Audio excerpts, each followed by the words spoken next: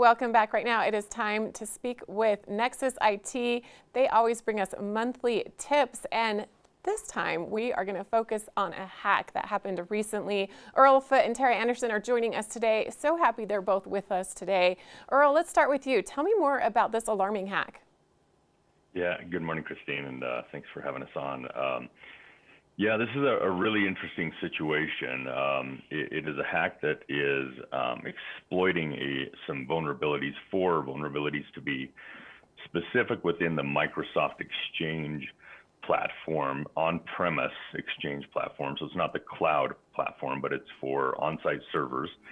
And it affects the Microsoft Exchange 2010, 2013, 2016, and 2019 Exchange server versions.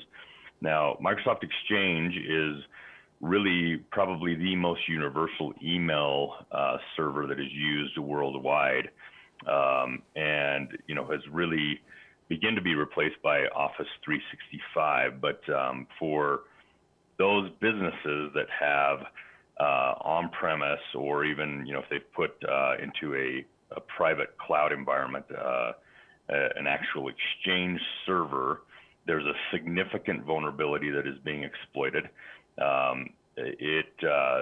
The attacks seem to have started with a hacking group out of China. It's a nation-state associated hacking group called Hafnium, and the attacks are compromising these servers and allowing the hackers to use those servers. First of all, certainly to steal whatever information or data is on those servers, to steal whatever IP that is being transmitted across email through those servers. But they're also using the servers to launch ransomware attacks, a ransomware called DearCry. There are projections, and actually the vulnerability was it was discovered in December of 2020. Microsoft was notified in December or January, but they didn't actually disclose or issue patches for this vulnerability until March 2nd. And once they disclosed, there have been a significant amount of new hacking groups exploiting this vulnerability as well. Estimates of servers in the United States alone that are potentially hacked climb up to about 250,000 potential servers that are currently hacked. It's a pretty sticky situation, as sticky as the SolarWinds Orion situation we talked about a few months ago, or potentially even more. And Tara, this hack hasn't been focused on quite as much as the other hack, but very alarming, very concerning, as tens of thousands, if not hundreds of thousands, of people have been affected, from business to government to schools. What do we need to know about this? Oh, absolutely. You're right, Christine. It hasn't been focused on as much. And I wonder if it's a case of being desensitized. SolarWinds at the end of 2020 really surprised us in a few different ways. It was kind of like the shock and awe that really set SolarWinds apart from Hafnium, even though Hafnium can be seen as more devastating. 2020 served up all kinds of different scenarios for us to think about and worry about. SolarWinds was surprising because it had been sitting there dormant for 9 months and undetected. In contrast, Hafnium was diagnosed rather quickly in comparison. What we need to know about it is, like Earl said, the scale is massive. We don't know to what end at this point. Hundreds of thousands of servers are affected. Mostly small businesses, small governments, infrastructure, which is in contrast to SolarWinds. Something to be also concerned about is this is an sorry, I apologize, I can't speak this morning, but unauthenticated attack, meaning all they need really is access to the servers and an IP address to get into email instances, email accounts, which is a little bit different from SolarWinds, where it was actually infected by the nature of uploads and downloads and updates. So a little bit different, but what you need to know about this is that it is massive at scale. We're still trying to diagnose to what extent, and that we're looking at small businesses, towns, cities, and local governments being most affected, including infectious disease researchers, higher ed, as you mentioned. And Sorry. Earl, as someone who is not in the tech industry, someone on the outside looking in, this feels very concerning. You start to think about cyber warfare, other things that could happen with all of these hacks that are occurring over and over again.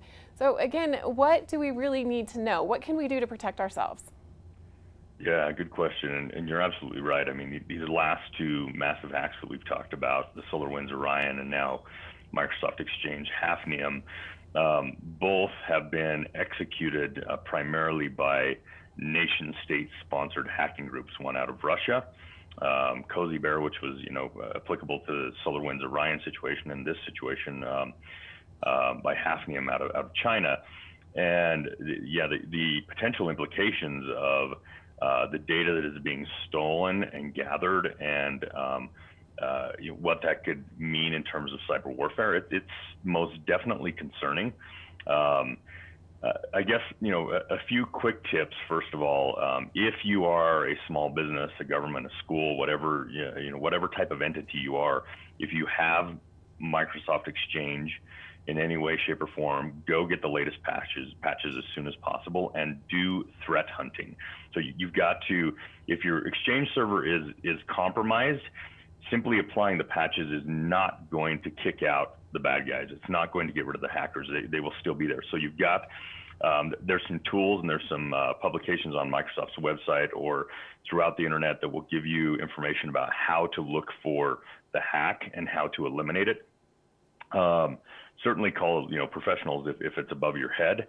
But for small, medium-sized businesses, small governments, I would definitely recommend, us cybersecurity people are constantly recommending to get rid of aging technology. It's always a risk. It's always a vulnerability.